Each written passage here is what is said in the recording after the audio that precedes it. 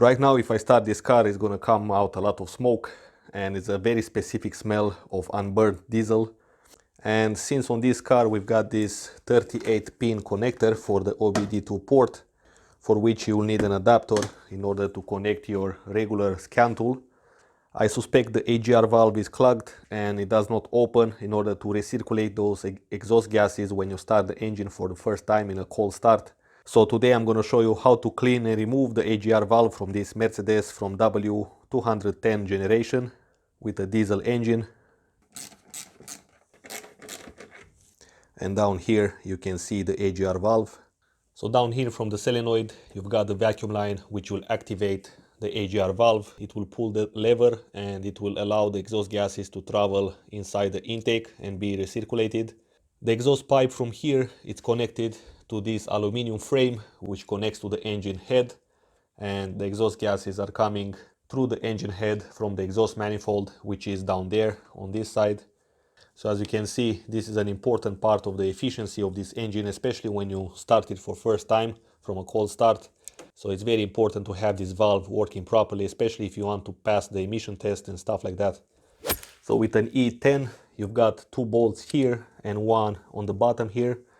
I'm gonna use a 8mm because it works well on the E10 as well. Let's access the valve bolt from here. So if you look from this side, you're gonna see it, and you're gonna be able as well to guide your socket on the bolt. The bolts are out. You've got the longest one for this bracket which connects here. Next, you've got this C-clip which connects the intake hose to the EGR valve.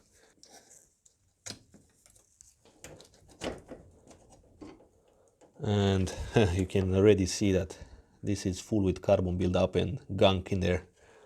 Down here is a bracket which is holding on with two E12. So just put your socket with the proper adapters. A good idea is to have like a skinny adapter because it's a tight space in here. So fit your socket in there and loosen up.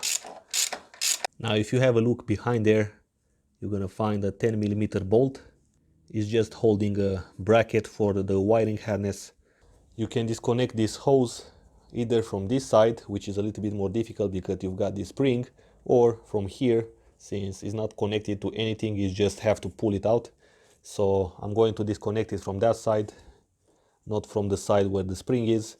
So you can begin to wiggle it out.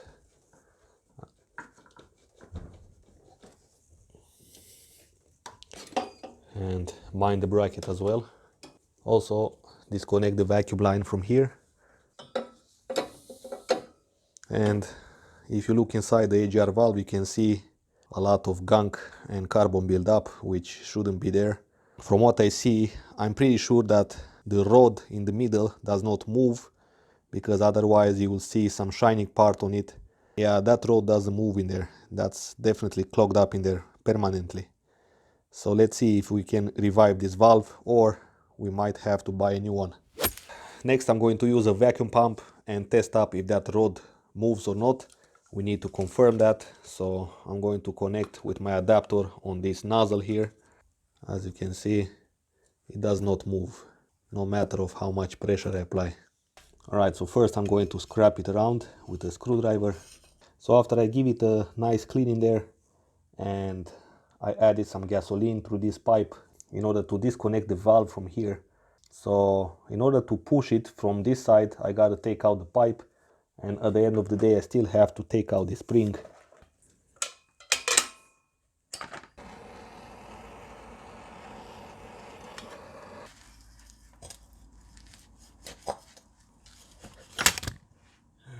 Okay guys, so unfortunately after some struggle I cannot make that valve move in there, and this can be a very good example, guys, on what can happen if you don't maintain properly your car on time.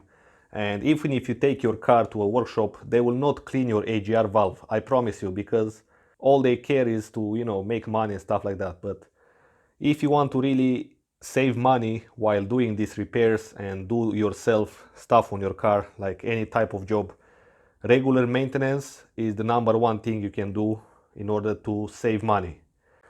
Now all I can do is to just install it back and order a new one. I will see if it's worth to order a new one for this car or not. And even if you make it move in there, it will still clog up very fast in the future, and definitely this car needs a new EGR valve. You've got the part number here if you need it.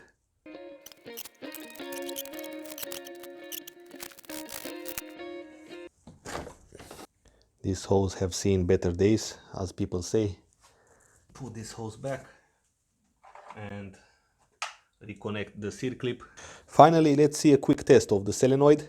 So to do that, I'm going to remove it from here, unplug the connector.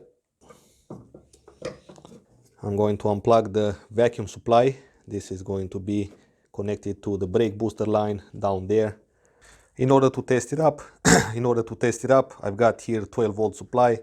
I connect it to the ground, the other wire, and I'm going to connect the vacuum pump on the supply of the vacuum on the solenoid.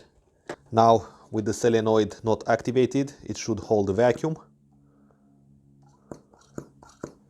And as you can see, it actually doesn't hold the vacuum. So we've got a problem here. That might be the explanation why the EGR valve got clogged up, because it was not able to move that piston in order to release the EGR valve gases, the exhaust gases inside here, the EGR valve, and those gases will actually clean up the EGR valve. It will not allow so much gunk to be accumulated in there. So as you can see, even if you find the problem, it's important to determine what caused that problem, because if right now I'm going to replace the EGR valve and I will not replace as well the solenoid, then we're going to have the same problem, because the solenoid will not activate that valve, or at least it will not activate it completely, and over time that gunk will accumulate very fast. So anyway, let me show you how to do the test in case that your EGR valve is okay. It looks like the solenoid is bad. You should hear a click in there and it doesn't work.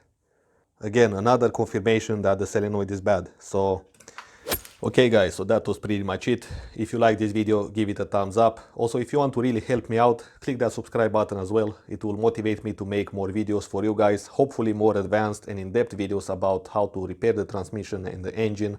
So stay tuned and I will see you soon.